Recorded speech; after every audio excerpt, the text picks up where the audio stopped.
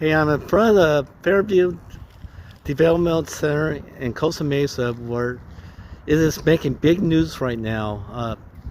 50 to 70 coronavirus patients were supposed to come over here today.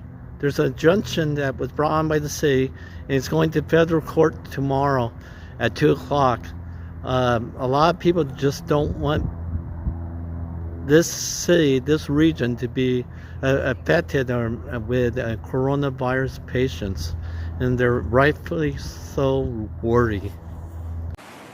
They were supposed to come here. We have parks. There's a soccer field that kids play on. 30 to 70 patients who tested positive for coronavirus to be transferred as soon as Monday to Fairview Developmental Center in Costa Mesa, California. It's not the kind of facility where you're isolated and you can quarantine individuals. City officials said they found out about the government's plans on Thursday evening and immediately took action to stop it. On Friday, a district judge granted the city a temporary restraining order, stopping any transport of patients to Costa Mesa. In a court filing, city officials called Fairview a dilapidated complex surrounded by residential neighborhoods, saying it was not intended to house individuals infected with a highly contagious and deadly disease. Our concerns at this time are the fact that we still have limited information in terms of what actually is going to transpire with the quarantine coming in. California HHS said Fairview is just one of the locations under consideration for this purpose. The news sparking outrage in this small Orange County community. I don't want it to happen to my little grandbaby that lives with me that's 10 months old. The episode underscoring the difficulties that lie ahead, as the CDC says they're bracing for the likely spread of coronavirus in the United States. For example, there's an epidemic in China, but it isn't a pandemic for the world yet, but it very well could be. Sarah joins us now from Costa Mesa. Sarah, this is an emergency injunction. How long will it last? It's only in effect until Monday at 2 p.m. local time. At that point, it'll go before a federal judge here in California. Here's a view of it right now. It's a beautiful day, but it's not a beautiful weekend to have coronavirus patients here. Hopefully tomorrow when it goes to court, they won't have it during the week either. Serious coronavirus concerns tonight in Costa Mesa. There's a plan to move dozens of people possibly infected with that virus into a housing complex there. But today, the city asked a federal judge to stop that from happening. The mayor says she wants more details before those patients move in. CBS 2 Orange County reporter Stacey Butler is live in Costa Mesa with more on her concerns. Stacey. Jeff, just a short time ago, that federal judge granted that temporary injunction, but this is a temporary sigh of relief. And to understand the concern, you have to understand where I'm standing. I'm in front of that Fairview Development Center. I'm over 1 mile from the police station and from the Orange County Fairgrounds. I'm feet from neighborhoods, feet from restaurants and big box stores. Hopefully, it's not a bad dream. The mayor of Costa Mesa calls it the stuff of nightmares. She says her city had no choice but to sue the CDC and other federal agencies after they announced late Thursday 30 to 50 coronavirus infected patients would be taken from Travis Air Force Base to the shuttered Fairview Development Center in Costa Mesa as early as Sunday. It just seems irresponsible. After Costa Mesa activated the Office of Emergency Services to prepare, late tonight, a federal judge granted the injunction, but that only buys the city time until Monday. Mayor Foley is hoping that a hearing in federal court that day will stop the planned arrival of patients with the deadly coronavirus. It looks like we have about 650 feet to the closest home, which is a little too close for comfort for us, for bringing people who have an infectious disease that we don't really understand yet. Too close for this mom who picks up developmentally disabled adults from their homes just feet from Fairview. It's my job here, so it's the way we gotta pay our bills and stuff. So are you scared about that? Yeah, really scared. Yeah, I mean, most of us have children and it's really bad. Still a lot of concern out here among residents and questions that will hopefully be answered, at least begin to be answered Monday at 2 o'clock in federal court. As you can see, there's a lot of homes and apartments around this area. And people are rightly scared. I wouldn't want to live right here. In fact, in a way, I do. But this is Orange County, the middle of the Orange County. The police are also keeping people from going to the actual building right now. But the building's right over here again.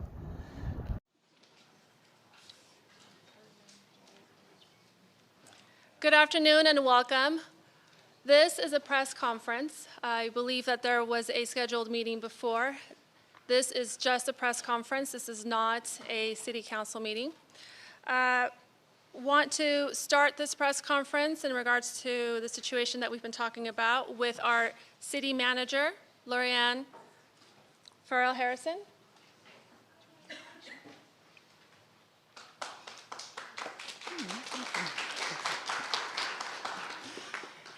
Good afternoon, everyone. Thank you for joining us.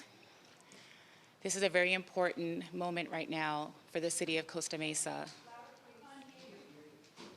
Can you hear me now? Okay. This is a very important moment now for the city of Costa Mesa, for Orange County, and for the entire Southern California region. We are so thankful today that we are joined by so many of our local elected officials, so many of our neighboring cities, the County of Orange, representatives from the California State Assembly, the United States Congress, other partners that we have, including the Sanitation District, the Costa Mesa Water District. And so what we will do this afternoon is we will provide you with some information regarding the latest information that we have regarding the situation with Fairview Developmental Center. And then we will open it up for questions after you hear from a series of speakers. First, I wanted to start by thanking you, the media, for being with us, for coming today, for allowing us the opportunity to communicate this very important issue that's facing the city of Costa Mesa and all of our neighbors and the region as a whole. And so thank you for making the time. We know this was done with short notice, but on this issue, time is absolutely of the essence. So I'd first like to start by acknowledging all of the local leaders that are here. As you can see, we are flanked by quite a contingent of Orange County, state and federal officials that are united with the city of Costa Mesa on this issue. And so I'd like to just let you know who's here with us today. I'm just going to read out a series of names for you so that you understand the partnerships, the relationships that we have, and the importance of this to our community. First and foremost, we have our Mayor, Katrina Foley, our Mayor Pro Tem, John Stevens. We have individual members of our City Council, including 3rd District Council Member Andrea Marr, 4th District Council Member Manuel Chavez, 5th District Council Member Arliss Reynolds, Council Member at Large Sandra Guinness, Council Member at Large Alan Mansour, United States Congressman Harley Ruda, representing the cities of Costa Mesa, Fountain Valley, Huntington Beach, Laguna Niguel, Newport Beach, and Seal Beach. We also have California Assemblywoman Cotty Petrie Norris, representing the cities of Costa Mesa, Huntington Beach, Irvine, Laguna Beach, Laguna Woods, and Newport Beach. We have 2nd District Supervisor and Chair of the Orange County Board of Supervisors, Michelle Steele, representing the cities of Costa Mesa, Cypress, Huntington Beach, Los Alamitos, La Palma, Newport Beach, Seal Beach, Stanton, Fountain Valley, and Buena Park.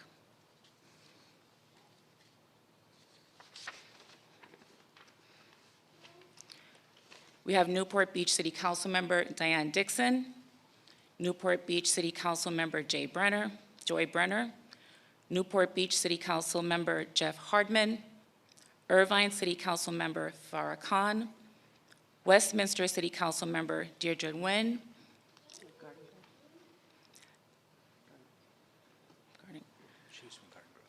from Garden Grove, forgive me, Mesa Water District President Sean Duane, Mesa Water District Board Vice President Maris DePasquale, Mesa Water District Board Member James Fissler, Mesa Water District Board Member Brock Miller, Costa Mesa Sanitary District Board Member Arlene Schaefer, Field Representative for the United States Senator Dianne Feinstein, Christian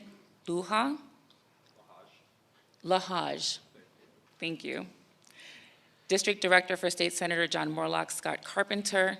Our chief here in the city of Costa Mesa, Dan Stefano. Our acting police chief, Brian Glass.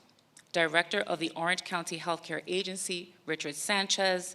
The Orange County Health Officer, Dr. Nicole Quick, MD, MPH. Nahal Kazemi, Senior Counsel at the law firm of Keller Anderly. So as you can see, we have been supported by quite a few of our neighbors, our neighboring cities, the County of Orange, representatives from the United States Congress, from our state legislature, neighboring cities, and the special districts that we do business with every day. This is of grave concern to the city of Costa Mesa. I will make a few remarks about the information that we have at this time, and then we will turn it over to our Mayor, Katrina Foley.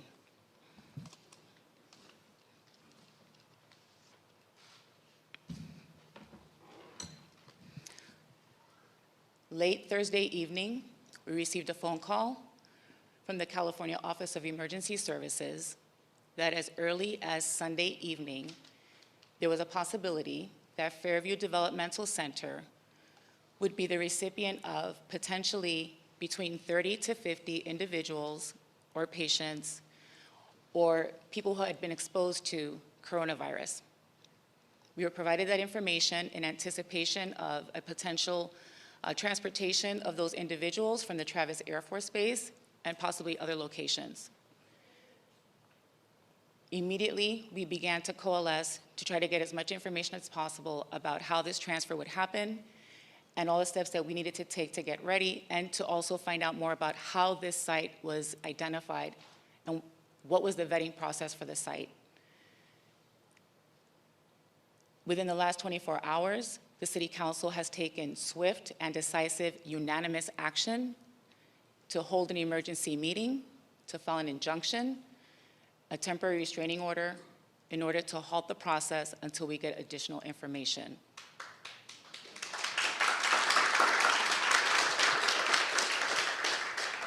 And so with that, I'm going to turn it over to our Mayor, Katrina Foley.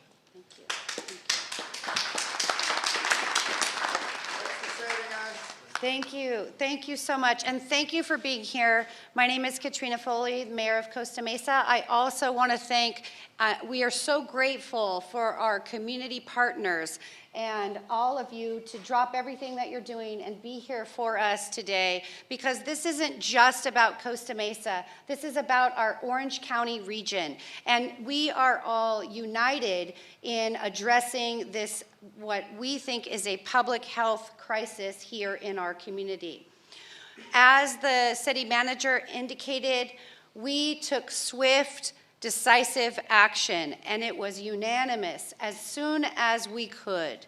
We want to make sure that the community knows that the city of Costa Mesa has no role in deciding whether or not these individuals who have been tested positive for coronavirus are to be transported into our community. And so, because we were not given the opportunity to play a role in that decision, we decided that the only way that we could stop the process was to seek a federal court judge's help and get the injunction. We were able to do that with the amazing help of Keller Anderly's firm and Nahal Kazemi, who, did she raise her hand? Raise your hand, yes. I also want to give a shout out to our city attorney and their team and our entire city team who dropped everything to address this issue. You can be proud of your city staff and the work that they are doing to protect the safety and security of our community. And they literally have dropped everything that we were working on to be able to address this crisis. We have received an injunction temporarily, and we will be going into court on Monday at 2 p.m. for a hearing at the Santa Ana Federal Courthouse. Tomorrow, we will expect to receive a response from the defendants as to our application. And hopefully, at that point, we will finally get some answers to the numerous questions that we have regarding this matter. We have more unanswered questions than we have answers at this time. You know, I first learned about this, in the evening around 6 p.m. on Thursday night. And we were notified officially to our city team about 5:20 p.m. on Thursday night. That is not the best practices for moving people into a community and opening up a facility to treat people who have a contagious infectious disease. That is not a good best practice, and we swiftly moved to protect the safety and security of our community. We also want to make sure that people know that we're a compassionate community. We serve our community well. We recently opened a homeless shelter so that we could provide services and help people. But we are not going to continue to be the place where everybody drops off their crises and expects us to correct it.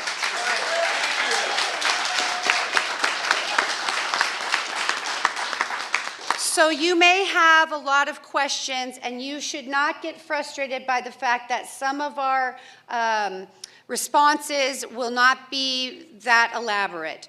We don't know at this time how many people. We've actually just had speculation. We don't know what the time frame is for how long there is an expectation that this facility be utilized. We don't know, will the local area hospitals be needed? Will we require our first responders to help with this transfer? We have speculative information, but we don't have any kind of a real plan. We have never been provided anything that would be what anyone would be considerate of a plan.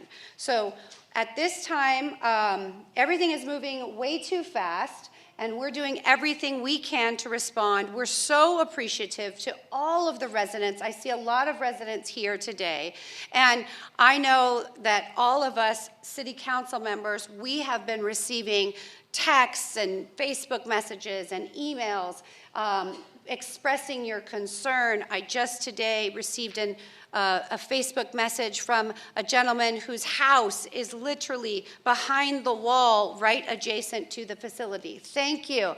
Thank you. I have a pregnant wife.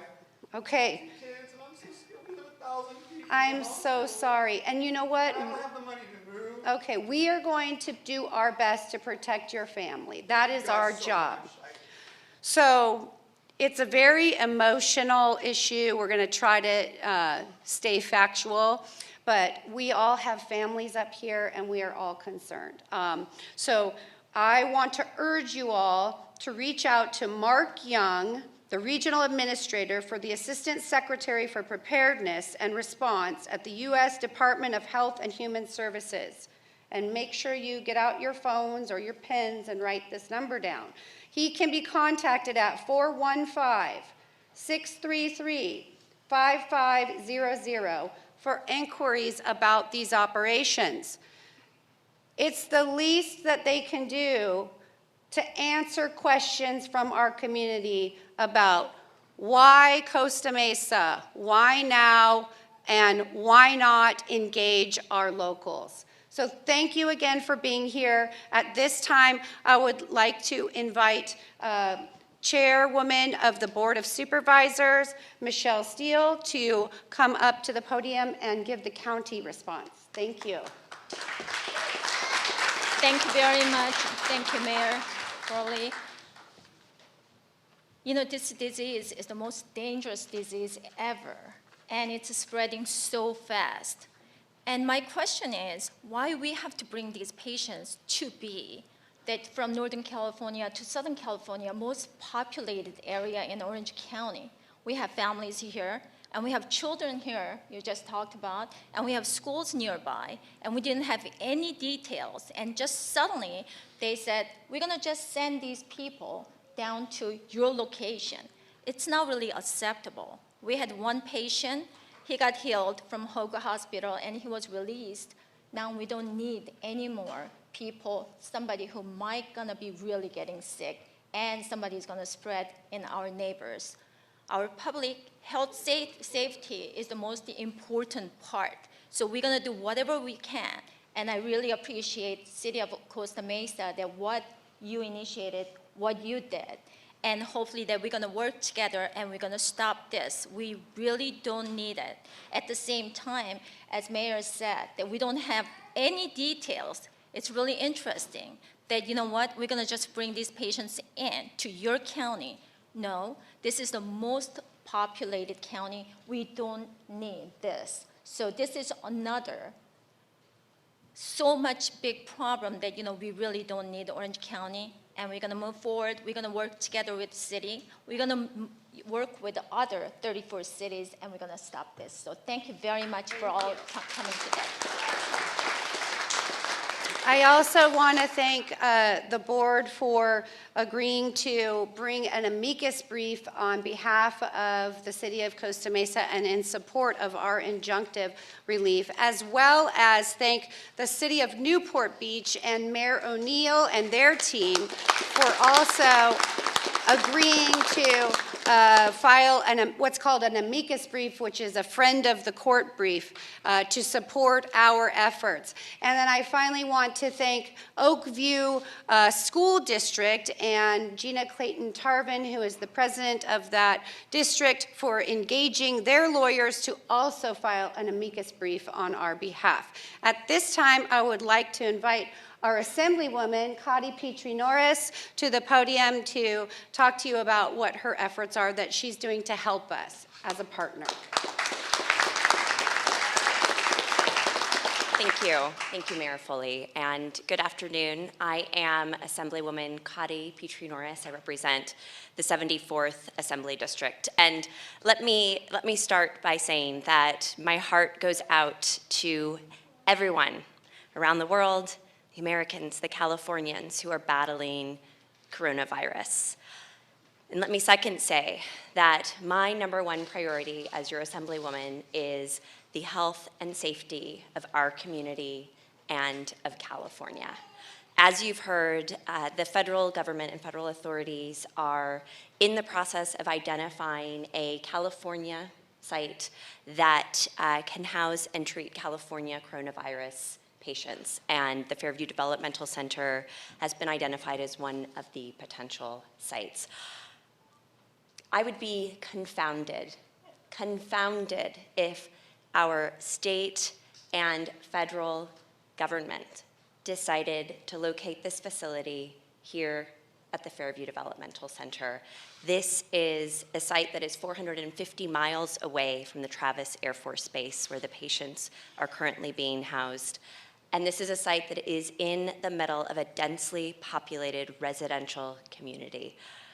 I am not a public health expert and don't purport to be one, but that just doesn't make sense. And I will continue to urge our federal government and our state government to identify an alternative site where Californians can be cared for and where we can ensure that Californians will be protected. As we move forward in battling what is a global health crisis, it is absolutely critical that we have strong and effective partnerships between our local, state, and federal elected officials and public health officials. We need to ensure that we have effective partnerships, effective coordination, and effective communication in order to contain this epidemic and prevent a public health crisis here on American soil.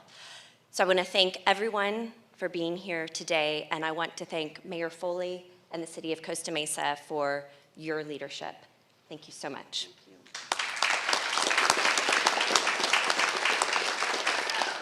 And those partnerships are key. It was the Assemblywoman and her office that alerted me to this issue and got us to really be more aggressive about working on this. So we are so grateful for all your help.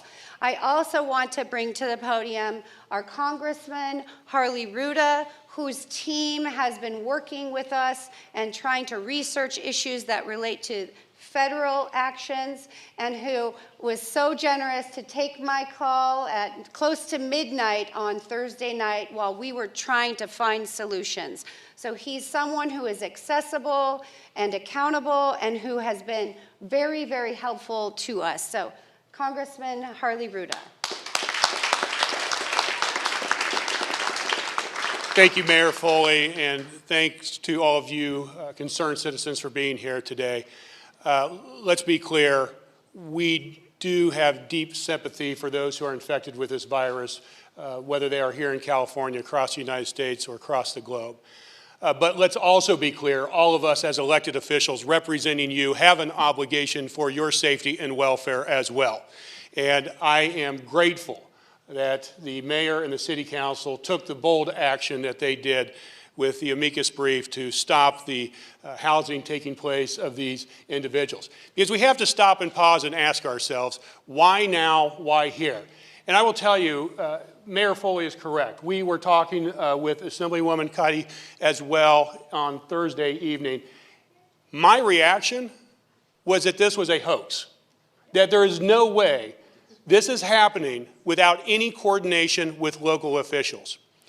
You and us, we deserve to know who made this decision, how it was made within the administration, what was the process that took place, what other sites were considered, what other sites were not used and for what reasons, why was it not communicated to local officials, and if some local officials were communicated to and didn't share it with the rest of us, we need to know the answers to that as well. Because it's clear there's been a tremendous breakdown in communication.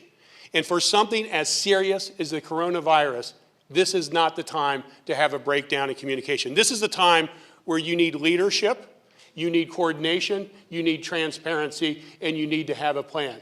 And I am very, very concerned with the potential location here that we have not even considered the potential health effects to the Costa Mesa and surrounding communities, the economic effects to the Costa Mesa community and surrounding areas, and we deserve answers to that.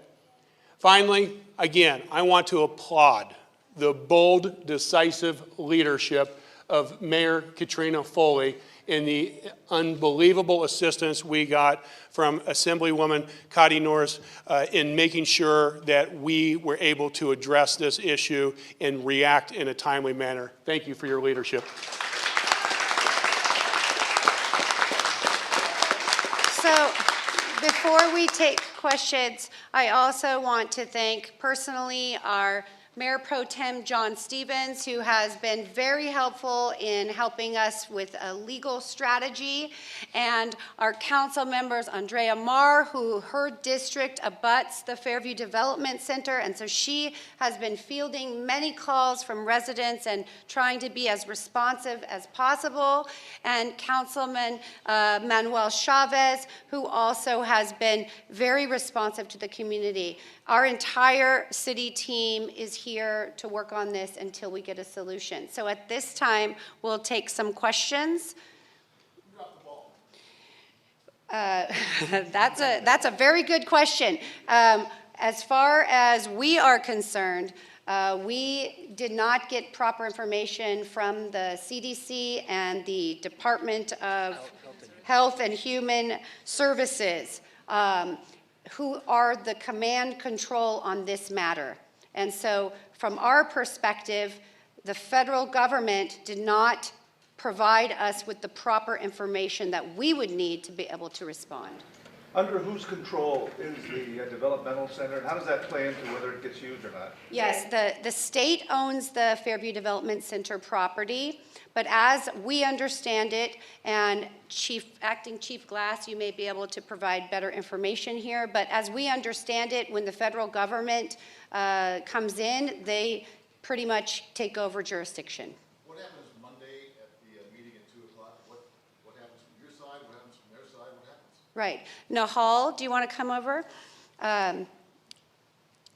We will have a hearing before Judge Satin, and I'll allow you to go ahead and give us a brief synopsis of what to expect. Sure. So Monday at 2 p.m., we will go and explain to the judge why we believe that nothing should happen until there is cooperation, coordination with the local officials, until we can get comfort that there's been actual vetting of this site, that it's being made into an appropriate facility, if it's actually going to be used, if they've actually done a determination that this is an appropriate site, that it can be somewhere they can safely house and treat people, because there are a lot of concerns about the condition of the facility. The federal government and the state will be allowed to present their arguments as to why they don't feel there should be an injunction, and the judge will make a decision at that time as to whether they can move forward or we can continue to put a pause on this until there's better cooperation with local officials and emergency leaders.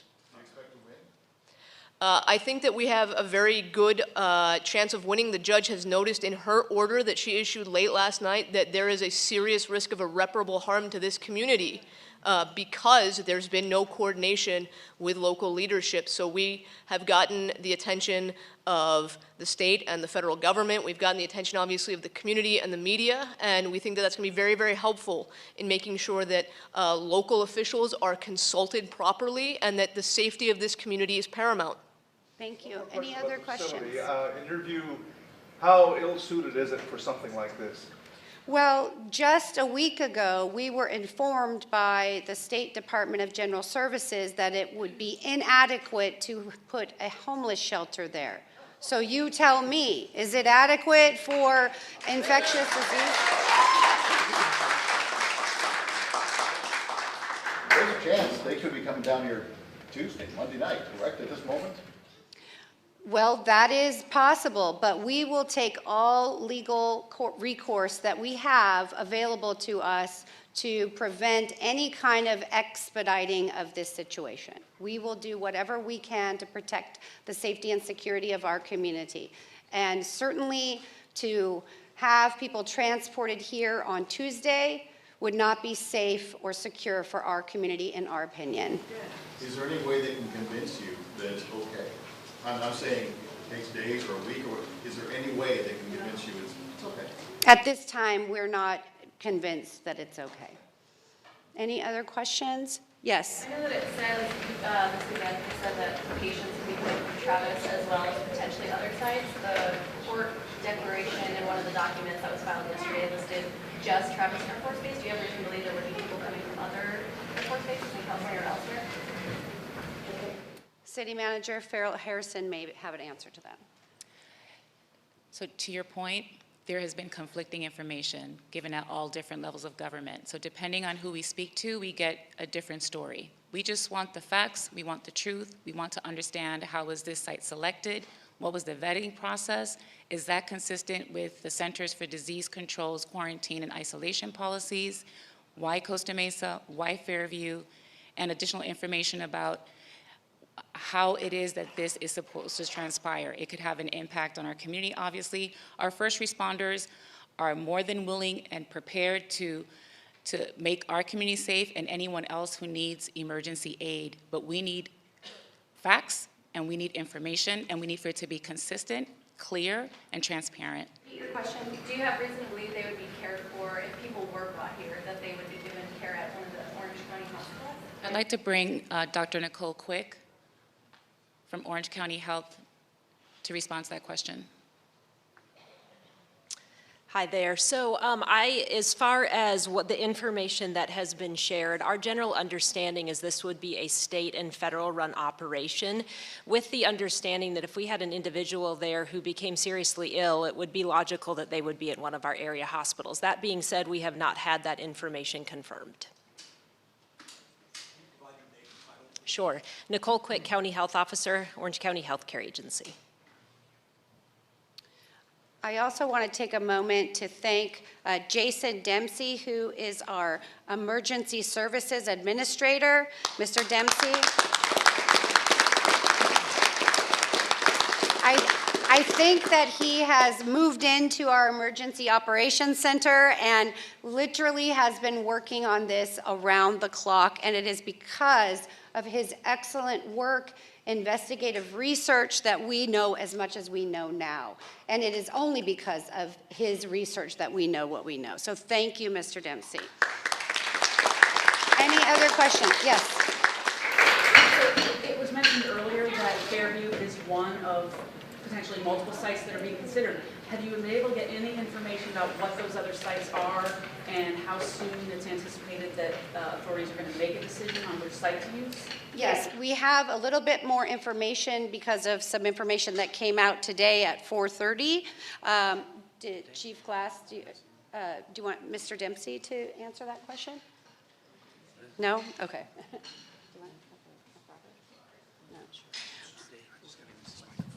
Sorry. So we don't really know. We know there's a list of sites and that there is supposedly a Southern California site and a Northern California site. That's all we know. Any other questions? Yes. What if the judge decided not in your favor here? Then it would be it, or you would fight further? As I said earlier, we are considering all of our legal options as well as our coordination with our state and federal and community partners, and we will continue to explore whatever legal options we have available to us. Yes?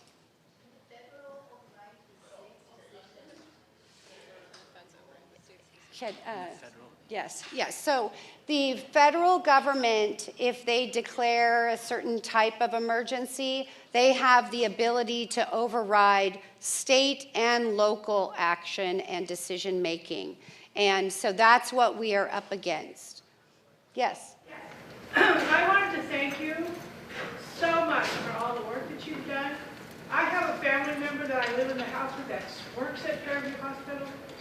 I have a child who has 2 autoimmune diseases, and a grandson who's 11 who is compromised upper chest, whose father works at Fairview Hospital.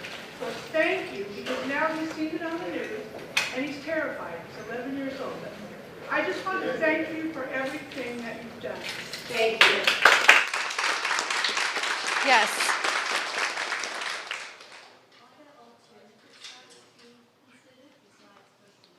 We don't know. That's one of the questions we don't know the answer to. Yes.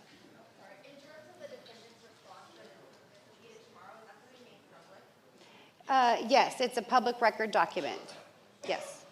And we will be sure that those documents get added to our city website. Okay. Any other questions? Yes.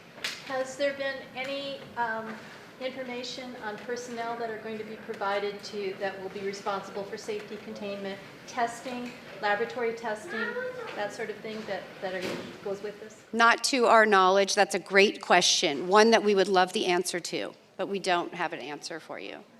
Any other questions? Yes. So I was over at the hospital this morning looking around, and there's no security over there. They had a police tape around, but there was nothing to keep people from walking out or people walking in. So I'm not sure how they would be able to coordinate this so quickly. There's no security over there. So on part of the police department and security, that is our priority, the safety of our community. We have already been in contact with state police over there. They're preparing. When this does, if it was to occur, it will be handled by the federal government, who will be bringing in a robust security force or a group that comes in and monitors that, as well as the other resources. It'll be ran by the federal government.